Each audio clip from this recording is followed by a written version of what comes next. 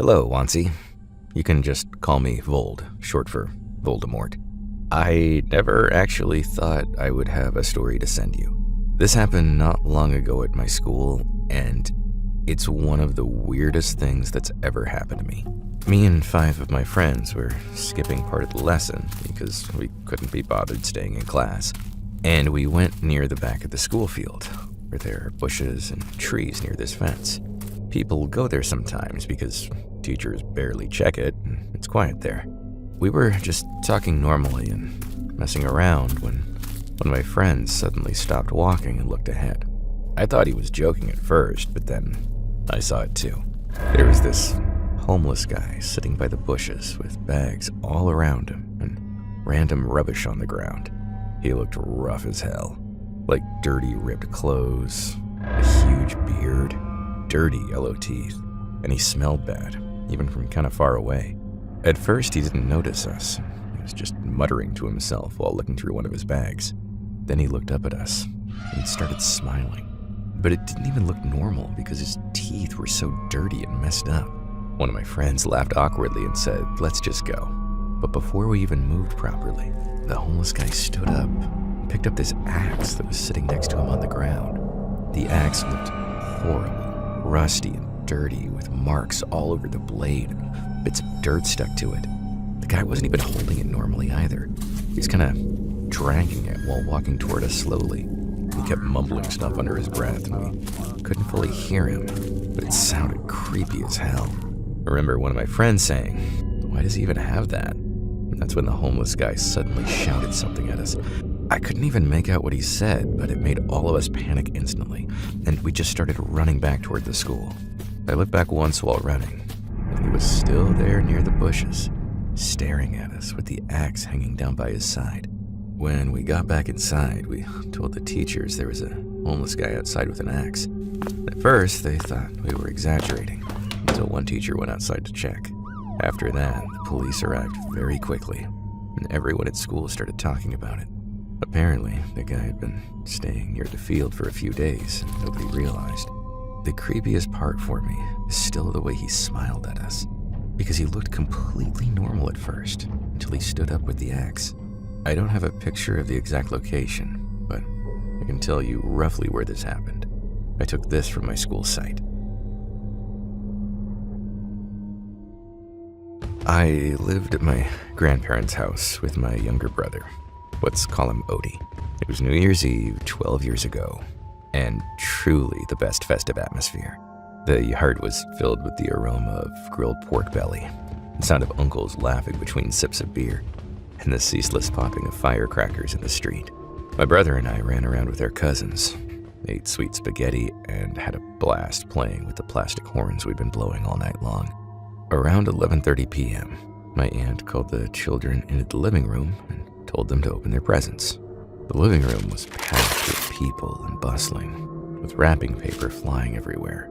Amidst the excitement, I realized my brother was no longer by my side. Thinking Odie had gone to the kitchen to get more soda, I left the noisy living room and set out to look for him. As soon as I entered the back hallway, party noise seemed to suddenly fade into the distance. The kitchen was empty, and the back door leading to my cousin's dark, weed-covered backyard was wide open. "Odie!" I called out to Odie by her nickname. I stepped out to the front door. Red and green fireworks twinkled in the distance, casting long, irregular shadows across the lawn.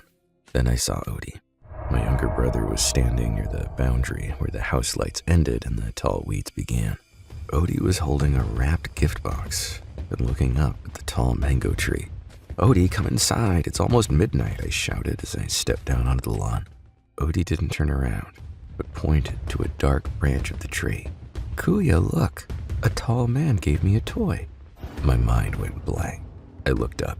A man was crouching on a thick tree branch, completely hidden by leaves, barely visible only when the fireworks exploded.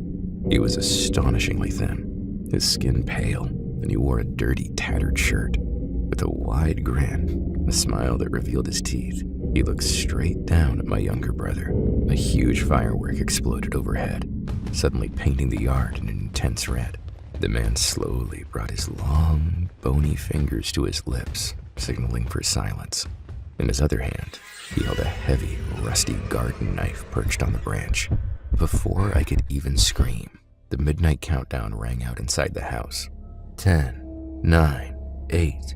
Then the man suddenly fell from the branch and landed silently on the lawn right in front of my brother. Outside, the countdown instantly turned into screams. 3, 2, 1. Happy New Year. And the ear-splitting sound of fireworks shook the ground. Amid the deafening explosion, the man rushed forward and grabbed my brother's arm. Instinctively, I didn't run inside the house. Instead, I screamed with all my might. I ran across the wet lawn and threw a plastic party horn at the man's face. The horn hit him squarely in the eye. He hissed, briefly let go of my brother, and clutched his face. I gripped Odie's hand tightly and ran with all my might toward the bright, safe light of the kitchen veranda. We hurriedly rushed inside, slammed the heavy wooden door shut, and locked it. Just then, a loud thud echoed from outside the door. I ran into the living room and, crying, dragged Odie into the crowd of relatives. "There's a man in the yard. He tried to take Odie away," I shouted over the loud music. The festive atmosphere vanished in an instant. Uncles ran out to the backyard with flashlights and heavy sticks, and aunts locked all the windows. However, while they were scouring the area around the tall weeds and mango trees, the man was gone. All that remained was the gift box he had given to my younger brother. Grandfather carefully unwrapped the package, only to find no toys inside. There were only a few rusty, sharp nails and a handful of dirt from a freshly dug grave. 11 years have passed since that night in 2015, but my brother and I have never forgotten it. Every year on New Year's Eve, while everyone else admires the beautiful fireworks illuminating the sky, my brother and I stay inside, our eyes fixed on the dark windows. This is because we know how easily a monster can hide amidst the noise. Hi, my name is Al. This story took place back in 2013, when I was 15 years old and visiting my grandparents' house. Every summer, my dad's whole family would gather there, so I didn't always get to see my cousins, aunts, and uncles. Their house was about a 3-hour drive from ours and had 3 floors. The first floor was mostly for storage, filled with sacks of rice. It had a staircase leading to the second floor, where the kitchen, bedrooms, and living room were. From there, another staircase went up to the 3rd floor, which always gave me an unsettling feeling. The house was clean and well kept, but the atmosphere felt strange in a way I couldn't explain. The 3rd floor especially creeped me out. It was dusty, cluttered with boxes, and looked more like an unfinished rooftop space. Oddly enough, there were always 2 small beds up there, even though no one used them. One night around 2 a.m., I woke up thirsty and decided to get some water. Before I stood up, I glanced at my family. Some were in bed, others sleeping on the floor. Just as I was about to open the door, I heard a telephone ringing from outside. It continued ringing even as I stepped out of the room. The phone was near the living room TV, and when I got closer, I realized it wasn't even plugged in. It had been broken for a while. I remembered my grandparents had unplugged it for that reason. I was already unnerved, but I continued to the kitchen for water.